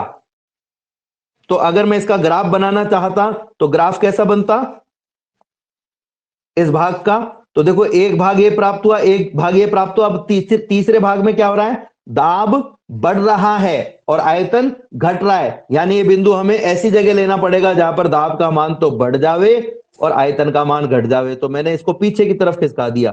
देखो इससे क्या हो रहा है, आयतन तो घट रहा है, पहले आयतन बढ़ा दाब घटा, दूसरे भाग में भी दाब घटा आयतन बढ़ा, तीसरे भाग में आप देख सकते हो कि दाब बढ़ रहा है और आयतन घट रहा है। इस सिचुएशन की प्रारंभिक अवस्था है P3V3T2 और अंतिम अवस्था है P4V4T2। क्योंकि ताप नहीं बदला है, आयतन कम हुआ है, इसलिए हम इसे समतापीय संपीड़न कहेंगे। अब मैं यहां पर पूरी डेरिवेशन करके नहीं बताऊंगा आपको, इसी में समझाऊंगा, क्योंकि हम समतापीय प्रक्रम की एक डेरिवेशन हमने करके देख ली, रुद्धोष्म की एक करके देख ली, बस उसी से हम समझेंगे। तो हम सब जानते हैं कि समतापीय प्रक्रम में कार्य का मान होता है PdV और आयतन कहां से कहां तक चेंज हुआ है, V3 से V4 तक। अब P का मान रखो तो P का मान क्या होगा, μRT/V। दोनों सिचुएशन में T का मान T2 है, तो हमने यहां पर रख दिया T का मान T2। कोई दिक्कत तो नहीं है, करके बताऊं क्या वापस से, ये इससे समझ में आ जाएगा ना बच्चों?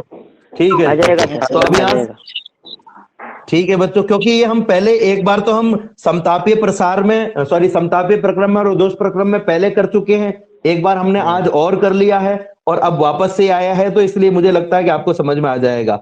μRT2 हमने बाहर ले लिया, अंदर क्या रहा हमारे पास में 1/V dV। पहले की तरह इसका समाकलन करो तो क्या होता है log V। अब बस यही ध्यान रखना है कि ये log कौन सा है, आधार E वाला। यहां पर एक बार हम उच्च सीमा रखेंगे V4, ये हमने रख दिया तो log V4 आ गया। फिर निम्न सीमा रखेंगे तो log V3 और जो बाहर कांस्टेंट है μRT2 वो तो ऑलरेडी है। वही सूत्र log A minus log B बराबर log A/B। तो यहां पर हमने क्या किया कि यहां पर हमने इस सूत्र से इसको बदल दिया, तो ये बदल गया हमारे पास में log V4/log V3 में। बस ये आपको ध्यान रखना है कि ये वाला log आधार E वाला log है। ठीक है, अब देखो इसको एक और काम हम कर सकते थे। हमारे पास में क्या आया था बच्चों, हमारे पास में आया था log V4 minus log V3।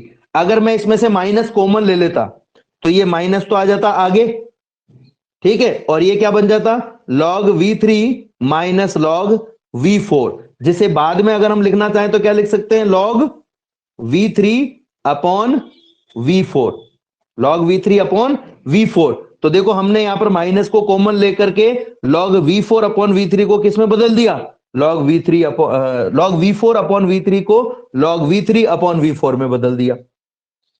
अगर आपको एक मैं यहां पर उदाहरण बता रहा हूं, फिर से समझ लेना, उस उदाहरण से आपको समझ में आ जाएगा। मान लीजिए आपको दिया हुआ है log A minus log B, तो इसका मान कितना होता है बच्चों, इसका मान होता है log A/B। अगर मैं इस पूरे में से माइनस कॉमन ले लूं, ये माइनस कॉमन ले लिया तो ये क्या बन जाएगा log B minus log A, ठीक है, और log B minus log A बराबर होता है log B/A, और ये माइनस बाहर आ गया। तो log A/B को हम क्या लिख सकते हैं, log B/A लिख सकते हैं, बशर्ते बाहर आपको माइनस लगाना पड़ेगा। यानी जो अंश है log में उसे हर में और हर को अंश में लिखो तो माइनस आपको बाहर लगाना पड़ेगा। तो यहां पर भी हमने ऐसा ही किया है, log V4/V3 को V3/V4 लिखा है, माइनस बाहर लगा दिया। दूसरी बात, ये चूंकि समतापीय प्रक्रम है, तो समतापीय प्रक्रम में जो किया गया कार्य है वो संपूर्ण रूप से ऊष्मा के बराबर होता है, यानी कि W3 का मान ऊष्मा Q2 के बराबर होगा, क्योंकि समतापीय प्रक्रम में हमने देखा था dQ बराबर du प्लस dW में du का मान 0 होता है, तो dQ बराबर क्या हो जाएगा dW, यानी किया गया कार्य ऊष्मा के बराबर होगा, तो W3 बराबर हो गया Q2, Q1 का मान W1 के बराबर और Q2 का मान W3 के बराबर आ गया। अब वही बात है कि इस लॉग बेस ई को, ये लॉग बेस ई है, इसे लॉग बेस 10 में चेंज करना चाहें तो 2.303 से मल्टीप्लाई कर दो। और जो लास्ट इसमें है वो है रुद्धोष्म संपीड़न। तो रुद्धोष्म संपीड़न में क्या होगा बच्चों, जो पदार्थ है उस पदार्थ को कुचालक स्टैंड पे रख करके पिस्टन, सिलेंडर को कुचालक स्टैंड पे रख करके पिस्टन को दबाया जाता है। तो पिस्टन को दबाने पर क्या होगा, गैस का संपीड़न होगा, संपीड़न होने से आयतन में कमी आएगी और दाब में वृद्धि हो जाएगी। चूंकि इसमें ऊष्मा का आदान प्रदान नहीं हो रहा है, इसलिए इसे हम रुद्धोष्म संपीड़न कहेंगे। तो अगर मैं इसका ग्राफ बनाना चाहूं तो ग्राफ कैसा होगा, ये पहला, ये दूसरा भाग, ये तीसरा भाग। इस तीसरे भाग में क्या होगा, आयतन कम होगा और दाब बढ़ेगा, तो ये दाब बढ़ करके आयतन कम हो गया और ये पूरा चक्र हमें यहाँ पर प्राप्त हो गया है इसका। ठीक है बच्चों, अब हम इस प्रक्रम में किए गए कार्य की बात करें तो अवस्था जो है वो P4V4T2 से हमें अवस्था प्राप्त होती है P1V1T1, यानी प्रारंभिक अवस्था वापस से प्राप्त हो जाती है। अब इस प्रक्रम में किए गए कार्य का मान हम निकालना चाहें तो वही तरीका है हमारे पास में, W4 बराबर PdV, PV बराबर होता है K, तो P बराबर हो जाएगा K अपॉन V की पावर गामा, ये यहां पर रख दीजिए, K को बाहर निकाल लीजिए, V की पावर गामा को ऊपर ले जाएंगे तो V की पावर माइनस गामा हो जाएगी। अब V की पावर माइनस गामा का हम समाकलन करेंगे तो क्या जाएगा, V की power minus gamma plus 1 upon minus gamma plus 1। कहां से कहां तक, V4 से V1 तक, V4 से V1 तक। अब एक बार V1 रख दो और एक बार V4, V1 रखा तो हमारे पास में आ गया K upon 1 minus gamma, V1 की पावर माइनस गामा प्लस 1 और V4 की पावर माइनस गामा प्लस 1। वही बात, K को अंदर गुणा कर देते हैं, ये K को हमने अंदर गुणा कर दिया, ठीक है, अंदर गुणा कर दिया तो हमारे पास में क्या आ गया बच्चों, K V1 की power minus gamma plus 1 minus K V4 minus gamma plus 1। अब K के हमारे पास में कितने मान है, एक मान तो है हमारे पास में P4 V4 की पावर गामा बराबर K, और एक है हमारे पास में P1 V1 की पावर गामा बराबर K। तो एक बार K की जगह हम रखेंगे P4 V4 की पावर गामा और एक बार हम रखेंगे P1 V1 की पावर गामा, ये दोनों मान हम रख देते हैं। तो फर्स्ट वाले K की जगह तो हमने रख दिया P1 V1 की पावर गामा और सेकंड वाले की जगह रख दिया P4 V4 की पावर गामा। वही बात, आधार समान है, घातें जुड़ जाएंगी, V की power gamma minus gamma plus 1, gamma से गामा कट गया, V की पावर 1 आ गया, यानी हमारे पास में क्या आ जाएगा, ये हमारे पास में आ जाएगा P1 V1 minus P4 V4। अब गैस का अवस्था समीकरण, अवस्था समीकरण क्या होता है, अवस्था समीकरण बच्चों होता है PV बराबर म्यू आर टी। तो दो सिचुएशन है, एक तो है P4 V4 बराबर म्यू आर T2 और एक है P1 V1 बराबर म्यू आर T1। ये दोनों सिचुएशन हम रख देते हैं यहां पर। एक बार हमने रख दिया mu R T1 P1 V1 की जगह, तो P1 V1 की जगह तो आ गया म्यू आर T1 और P4 V4 की जगह आ गया म्यू आर T2। दोनों में से म्यू आर कॉमन आ रहा है, T1 माइनस T2, नीचे है 1 माइनस गामा, इसमें से माइनस कॉमन ले लो तो W4 बराबर हो जाएगा माइनस का mu R upon gamma minus 1 T1 minus T2। तो W4 का मान भी हमारे पास में आ गया। अब हमारे पास में चार मान आ गए W1। हाँ बोलो बेटा। सर यहाँ T2 माइनस T1 होगा ना लास्ट में, T2 माइनस T1 क्यों होगा बच्चों, P1 V1 minus P4 V4 है, मैंने ऊपर माइनस कॉमन नहीं लिया है, मैंने इसमें से है ना ये T1 T2 में से माइनस कॉमन नहीं लिया है, मैंने 1 माइनस गामा में से लिया है। 1 माइनस गामा में से माइनस कॉमन लो तो क्या बचेगा, गामा माइनस 1, ये माइनस आ गया। ठीक है बच्चों, और ऊपर क्या है आपके पास में, ऊपर आपके पास में है mu R T1 minus T2। अब देखो ऊपर तो है प्लस और नीचे है माइनस, प्लस में माइनस का भाग दोगे तो क्या आएगा, माइनस आएगा। तो ये वाला जो माइनस है ये ऊपर ऐसे गया है, समझ में आई बात की नहीं है, अब हमारे पास में W के 4 मान हो गए, W1, W2, W3 और W4। ये चारों मान हम यहाँ पर रख देते हैं, तो पूरे चक्र में किया गया कार्य आ जाएगा हमारे पास में। तो W का पहला मान W1 जो कि हमारे पास में था mu R T1 log V2 upon V1। दूसरा मान था mu R T1 minus T2 upon gamma minus 1।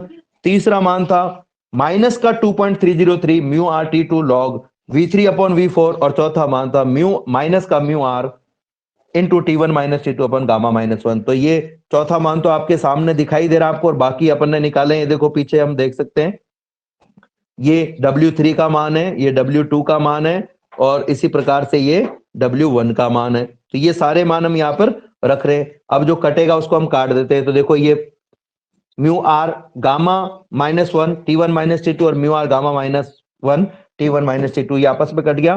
First और सेकंड में से क्या कॉमन आ रहा है? एक तो 2.303 कॉमन आ रहा है, म्यू आर कॉमन आ रहा है, और एक बस यही कॉमन आ रहा है हमारे पास में। तो फर्स्ट वाले में से तो आपके पास बचेगा T1 log V2 upon V1, और दूसरे में से बचेगा T2 log V3 upon V4। ठीक है बच्चों, अब देखो हमारे पास में जो प्रक्रम था उसको मैं थोड़ा सा वापस से बनाऊं तो ये कुछ ऐसा था। ठीक है, ये ऐसा था। इसमें हमारे पास में P1 V1 T1 अवस्था थी, ये P2 V2 T1 अवस्था थी, ये P3 V3 T2 अवस्था थी, ये P4 V4 T2 अवस्था थी, और ये वापस P1 V1। इसको हम कहेंगे A B C D और A। तो A से B तक तो समतापीय प्रसार हुआ, B से C तक रुद्धोष्म प्रसार, और D से A तक रुद्धोष्म संपीड़न हुआ। ठीक है, तो अगर मैं BC के लिए लिखना चाहूं, B से C तक, तो मुझे रुद्धोष्म प्रक्रम की समीकरण लिखनी पड़ेगी। और हमने रुद्धोष्म प्रक्रम में एक समीकरण पढ़ी थी, PV की power gamma is equal to K, और इसी से हमने दो समीकरणें और निकाली थी, जिसमें एक समीकरण में P और T था और एक समीकरण में V और T था। तो मैं V और T वाली समीकरण लिख रहा हूं, वो समीकरण थी T V की पावर गामा माइनस 1 बराबर K। अगर मैं B बिंदु के लिए लिखूं तो B बिंदु के लिए तो हो जाएगा T का मान T1, V का मान V2। ठीक है, और C बिंदु के लिए लिखूं तो C बिंदु के लिए T का मान जो होगा वो हमारे पास में आएगा T2, और V का जो मान आएगा वो आएगा V3 की पावर गामा बराबर K। ये दोनों ही आपस में बराबर है, ये दोनों ही K के बराबर हैं, यानी आपस में भी बराबर होंगे, आपस में भी बराबर होंगे। ये तो हमारे पास में आपस में बराबर होंगे तो क्या आएगा बच्चों, देखते हैं। थोड़ी सी लंबी क्लास हो गई, लेकिन इसको खत्म करना जरूरी है टॉपिक को। T1 V2 की पावर गामा माइनस 1 बराबर T2 V3 की पावर गामा माइनस 1। अब यहां से हम क्या करेंगे बच्चों, यहां से हम इस T1 को जो है वो इस तरफ लेकर के चलते हैं। तो आ जाएगा T1 अपॉन T2 बराबर V2 की power gamma minus 1 upon V3 की पावर गामा माइनस 1। जब दो राशियां गुणा या भाग में और दोनों के घात समान हो तो घात को कॉमन लिया जा सकता है। V3 की पावर 3 ऊपर है सर V3 अपॉन V2 होगा ना? V3 सुनो एक मिनट। हाँ, V3 ऊपर होगा, सॉरी V3 ऊपर होगा और V2 नीचे आएगा। ये इसको अपन ये लिखेंगे, मैं डायरेक्टली लिख रहा हूं V3 अपॉन V2, और दोनों की जो पावर है उसको मैंने कॉमन ले लिया, गामा माइनस 1। दोनों की पावर को मैंने क्या कर लिया बच्चों, कॉमन ले लिया। अब हम रुद्धोष्म संपीड़न की बात करते हैं। अब हम रुद्धोष्म संपीड़न ले लेते हैं। तो रुद्धोष्म संपीड़न में जो सिचुएशन थी हमारे पास में क्या थी, वो हमारे पास में फोर्थ सिचुएशन से, यानी कि P4V4 T2 से P1V1 T1 प्राप्त हुई थी। अब इसके लिए समीकरण लिखें तो एक सिचुएशन तो हमारे पास में ये है, जिसमें हम क्या लिखेंगे, T2 V4 की पावर गामा, और दूसरी सिचुएशन में हम क्या लिखेंगे, ये वाला T1 V1 की पावर गामा -1, यहां पर भी -1। ठीक है बच्चों, रुद्धोष्म संपीड़न में हम क्या लिखेंगे, T2 V4 की पावर गामा -1 बराबर T1 V1 की पावर गामा -1, क्योंकि दोनों ही K के बराबर होंगे। यहां से हम क्या कर रहे हैं, यहां से हम जो T2 है उसको मैं दूसरी तरफ ले जा रहा हूं, और जो V1 है मैं उसे इस तरफ ला रहा हूं। तो हमारे पास में क्या हो जाएगा, V4 अपॉन V1, और दोनों की पावर कितनी है, गामा -1 बराबर, इस तरफ आ गया हमारे पास में T1 अपॉन T2। इन दोनों पावर को कॉमन ले लीजिए। कॉमन ले लिया हमने, कॉमन ले लिया तो हमारे पास में क्या आ जाएगा? कॉमन लेने पर हमारे पास में आ जाएगा V4 अपॉन V1 की पावर गामा -1 बराबर T1 अपॉन T2। ठीक है, ये कैसे आया, समझ में आया ना? ये हाँ सर। हाँ सर। अब हम देखो क्या कर रहे हैं बच्चों। जो हमने पहले इक्वेशन निकाली थी उसको तो हमने 6 नंबर नाम दिया हुआ है, और जो अभी इक्वेशन निकाली उसको 7 नंबर, जो आपको स्क्रीन पे दिखाई दे रही है, ये दोनों ही T1 अपॉन T2 के बराबर है, तो आपस में भी बराबर होंगी। यानी कि हम क्या करेंगे, V3 अपॉन V2 की पावर गामा -1 बराबर V4 अपॉन V1 की पावर गामा -1। ठीक है, अब एक खास बात कि अगर मैं ये कहूं गामा -1 x अपॉन y का स्क्वायर बराबर z अपॉन k का स्क्वायर, यानी कि अगर दो घातीय राशियां आपस में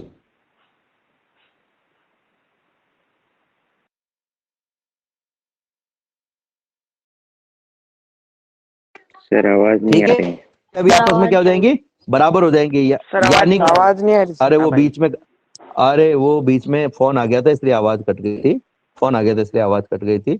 1 मिनट में एक मैसेज और बारी वालों को डाल दूं। उनको मैंने क्या 15 मिनट का टाइम दिया था, लेकिन टाइम थोड़ा ज्यादा हो गया है और ये खत्म ही होने वाला है अपना टॉपिक वैसे भी।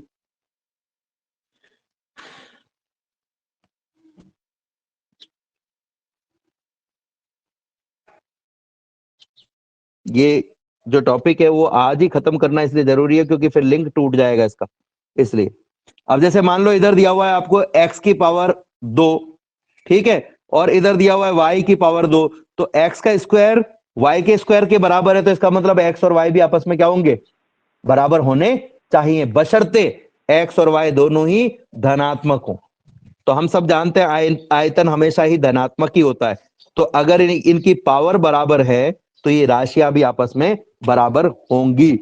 यानी कि हम कहेंगे कि दोनों की पावर गामा -1 है, तो V3 अपॉन V2 को एक राशि मान लेते हैं x, तो हम कहेंगे x की पावर हो गई गामा -1, और V4 अपॉन V1 को एक राशि मान लेते हैं y, इसकी पावर हो गई गामा -1। ये दोनों राशियां बराबर हैं, इनकी घातें बराबर हैं, तो ये दोनों राशियां भी आपस में बराबर होंगी। यानी कि हम ये कह सकते हैं कि ये जो घातीय पद है ये बराबर है, तो इसका मतलब V3 अपॉन V2 बराबर V4 अपॉन V1 होगा। यहां से अब आपको कुछ ज्यादा नहीं करना है, इस V2 को नीचे ले जाना है और V3 को ऊपर ले जाना है, तो V2 को ऊपर ले जाना है, तो आपके पास में क्या आ जाएगा बच्चों? आपके पास में आ जाएगा V3 तो ऑलरेडी है, ये V4 आ गया, और ये V2 को ऊपर ले गए तो आ गया V2 अपॉन V1। यानी V3 अपॉन V4 की जगह V2 अपॉन V1 लिख सकते हैं हम। तो अब मैं थोड़ा सा पीछे चलता हूं। ये समीकरण देखिए हमारे पास में जो थी, इस समीकरण में जो सेकंड पद है यहां पर V3 अपॉन V4 की जगह हम क्या लिख देंगे? V2 upon V1। तो क्या बन जाएगा? 2.303 म्यू आर, और अंदर रह जाएगा T1 log V2 upon V1 minus T2, ये T1 था, ये T2 log V3 upon V4, इसकी जगह आ गया V2 अपॉन V1। तो दोनों में से log V2 upon V1 common आ जाएगा, तो आपके पास में क्या आ जाएगा? 2.303 म्यू आर के साथ में log V2 upon V1 into T1 minus T2, ये हमारे पास में आ जाएगा। और देखो ये यहां पर यही लिखा हुआ है, ये कार्य का मान हमारे पास में आ गया। ये हमारे पास में किसका मान आ गया? कार्य का मान। अब अगर आप इसको ध्यान से देखोगे तो इस पूरी सिचुएशन में एक खास बात और हुई है। जब हमने W1, W2, W3 और W4 को जोड़ा तो W2 और W4 का जो मान है वो आपस में कट गया था। यानी हमारे पास में क्या आया? W बराबर W1 प्लस W3। W बराबर क्या है? एक प्रकार से W1 प्लस W3, यानी कि W1 का मान हमें पता है Q1 होता है, और W3 का जो मान है वो होता है Q2। पर W1 को हम लिख रहे हैं प्लस का Q1 और इसे हम लिखते हैं माइनस का Q2। माइनस का Q2 क्यों? क्योंकि Q1 जो है ऊष्मा वो ली गई है और Q2 ऊष्मा जो है वो दी गई है, तो इसको हम क्या लिख सकते हैं, W को एक तरीके से Q1 माइनस Q2, पर आप Q1 माइनस Q2 नहीं भी लिखोगे तो भी काम चल जाएगा। अब अगर मुझे दक्षता निकालनी हो तो दक्षता का सूत्र क्या होता है, ये लास्ट है इस टॉपिक का, ईटा बराबर W अपॉन Q1। W का मान कितना है 2.303 mu R into T1 minus T2 into log V2 upon V1 upon Q1। Q1 का मान कितना है, तो Q1 का मान वही है जो W1 का मान है। ये देखिए हमने निकाला भी था इसको, मैं यहां से क्लियर कर देता हूं इसको। ये Q1 का मान आप देख सकते हो यहां पर हमारे पास में है 2.303 mu R T1 log V2 upon V1। बस अब ये मान मैं यहां रखने वाला हूं, ये मान हम यहां पर रख देते हैं Q1 की जगह, तो Q1 की जगह आ गया 2.303 mu R T1 into log V2 upon V1। अब जो कट रहा है उसको काट देते हैं, तो 2.303 से 2.303 कट गया, म्यू आर से म्यू आर कट गया, लॉग V2 अपॉन V1 से log V2 upon V1 cut गया। ऊपर हमारे पास में क्या बचा है, अब हमारे पास में जो ऊपर है एक तो T1 माइनस T2 बचा है, ठीक है, और नीचे अगर हम ध्यान दें तो 2.303 कट गया, म्यू आर कट गया, log V2 upon V1 cut गया, यानी T1 बचा है। यानी ईटा बराबर हमारे पास में हो गया T1 minus T2 upon T1, यानी ईटा का जो मान है वो कितना आ जाएगा, ईटा का मान हमारे पास में आ जाएगा eta is equal to T1 upon T1 बराबर minus T2 upon T1। T1 से T1 कट गया, ईटा इज इक्वल टू हो गया 1 माइनस T2 अपॉन T1। यानी कि किसी भी कार्नो इंजन की दक्षता इस सूत्र से निकाली जा सकती है, 1 माइनस